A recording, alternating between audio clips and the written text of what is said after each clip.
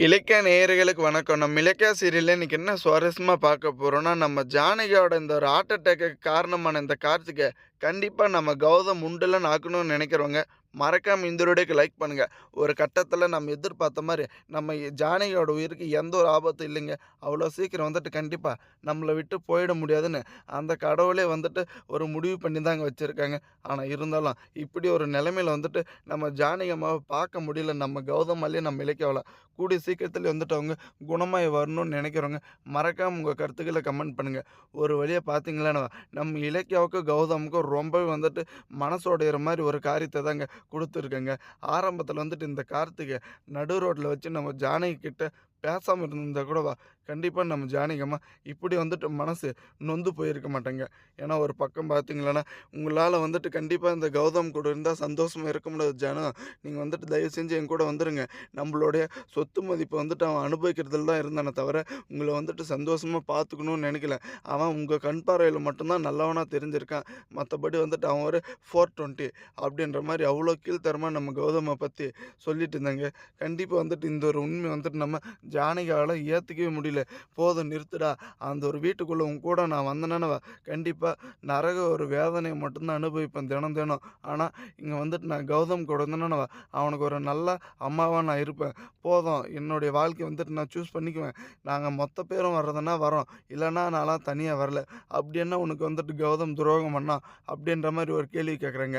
நான் இருக்கும்போதே நம்மளுடைய சொத்து மதிப்புக்கு அவன் வந்துட்டு உரிமை கோர்றது எனக்கு புடிக்கல. கண்டிப்பா வந்துட்டு இதுக்கு மேலயும் வந்துட்டு அத நான் விட்டுக் குடுக்க போறதில்ல. அப்படின்ற மாரி சொல்லிட்டேங்க. ஆனா நம்ம கௌதமி இல்லன்னா அந்த ஒரு சொத்து மதிப்பு எப்பயோ வந்துட்டு இவங்க இழந்திருப்பாங்க. ஏன்னா எஸ்எஸ்கேயோட சூழ்ச்சியில. ஆனா திரும்ப பார்த்தீங்கன்னா, அது வந்துட்டு நடக்க தாங்க போது. ஏன்னா இப்ப எஸ்எஸ்கே ஒரு பக்கம் பார்த்தீங்கன்னா, நம்ம அஞ்சலிக்கு ஆதரவா வந்துட்டு கண்டிப்பா அஞ்சலி அந்த ஒரு கம்பெனி உன் பேர்ல தான் நீ மாத்திக்கணும். இந்த ஒரு பைரவி வந்துட்டு இந்த கார்த்திக் கூட ஆஃபீஸ் போறது எனக்கு சுத்தமா புடிக்கல. இந்த கௌதம் வந்துட்டு விலகியாச்சுல, அதுக்கப்புறம் மொத்தமா ஹேண்ட் ஓவர் பண்ணிக்கிறது இந்த கார்த்தி தானே. கார்த்தி வந்து போலாம். எதுக்கு கூடவே இந்த பைரவி போயிட்டு இருக்கான்னு ஒரு பக்கம் கேள்வியா எழுப்பிட்டு இருக்குங்க. ஆனா, இங்க பார்த்தீங்களான்னா, உயிருக்கு போராடிட்டு இருந்த நம்ம ஜானகியோட நிலைமை இப்ப வரைக்குமே அந்த ஒரு வீட்ல இருக்கிறவங்க யாருக்குமே தெரியாதுங்க. ஏன்னா, கண்டிப்பா மட்டும் தெரிஞ்ச இந்த ஒரு ஹாஸ்பிட்டலுக்கு மட்டும் வந்தாங்கன்னா, நம்ம கௌதமும், இலக்கியாவும் அவங்கள உண்டுலன்னு ஆக்குறது உறுதிங்க. ஏன்னா, எவ்வளவோ வந்துட்டு கஷ்டத்த நம்ம இலக்கியாவும், கௌதமும் தாங்கிட்டாங்க. ஆனா, இப்ப ஜானகி அம்மாக்கு இப்படி ஒரு நிலைமை தெரிஞ்சும், இப்ப வரைக்குமே வந்து பார்க்காம, கம்பெனி வந்துட்டு கூறு போட்டு ஏலத்துல வித்துட்டு இருக்கிற மாரி, எனக்கு அந்த கம்பெனி பேரு மாத்தணுமா? இல்ல உனக்கு மாத்தணுமா? அப்படின்ற மாரி இவங்க நடந்துட்டு இருக்காங்க. கண்டிப்பா தர்மத்தின் வாழ்வுதானே சூதுகவம். இறுதியில் தர்மமே வெல்லும். இவங்க என்னதான் வந்துட்டு சதி திட்டத்த பண்ணி, ஒரு பக்கம் நம்ம கௌதமி, இலக்கிய அடியோட வந்துட்டு வெறுத்தாலும், இல்ல அடியோட வந்துட்டு ஒரு வேள சாப்பாடுக்கு சிங்கி அடிக்க வச்சாலும், இது எல்லாத்துக்குமே வந்துட்டு கூடிய சீக்கிரத்தில ஒரு முற்றுப்புள்ளி நம்ம கௌதம் தான் அங்க வைக்க போறேங்க. ஏன்னா, அந்த ஒரு அஞ்சலி கிட்ட ஃபோன் பேசிட்டு இருக்கும்போது இந்த எஸ்எஸ்கே நான் வந்துட்டு அந்த பார்ட்டி விட்டுட்டு எதுக்காக வந்தேன் தெரியுமா அஞ்சலி? நானும் இந்த தாக்ஷா நீ இருக்கிறது தெரிஞ்சு அவன் எங்க மேல கோவப்பட்டு அந்த இலக்கியா பாமது வெடிச்சுட்டா ரொம்பவே சிக்கலா போயிடும். அதான் எங்க மேல வந்துட்டு கோவம் இருக்கு அவளுக்கு. அதனால நாங்க புறப்பட்டு வந்துட்டோன்னு ஈஸியா வந்துட்டு சமாளிச்சுட்டேங்க. ஆனா உயிர் மேல பயத்தினால தாங்க ஓடி வந்தது.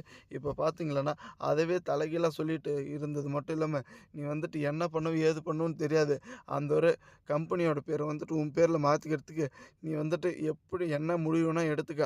ஏன்னா, இந்த கௌதம இலக்கியாவ அந்த ஒரு வீட்ட விட்டு விரட்டுறதுக்கு நாங்க பட்ட கஷ்டம் எங்களுக்கு மட்டும் தான் தெரியும். நீ வந்துட்டு திரும்ப அந்த ஒரு வாய்ப்ப தவற விட்டீன்னா, கண்டிப்பா நடுத்தெருவுல தான் நிக்கணுன்ற மாரி அவ்வளோ உறுதியா சொல்லிட்டாங்க. தேங்க்ஸ் ஃபார் வாட்சிங் இலக்கிய நேயர்களுக்கு. அஞ்சலியோட சுயரூபத்த ஒட்டுமொத்தமா பார்க்கணுங்க.